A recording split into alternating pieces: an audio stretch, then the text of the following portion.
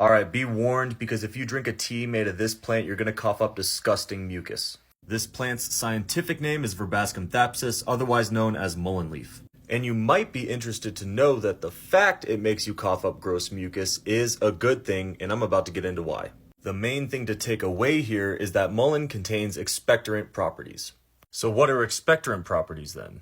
It means mullein can help you cough up that mucus. This is a good thing because the mucus in your lungs is actually supposed to trap toxins and pollutants and things that you don't want staying in your lungs anyway. Especially if you're a smoker, you're going to want to actually try this.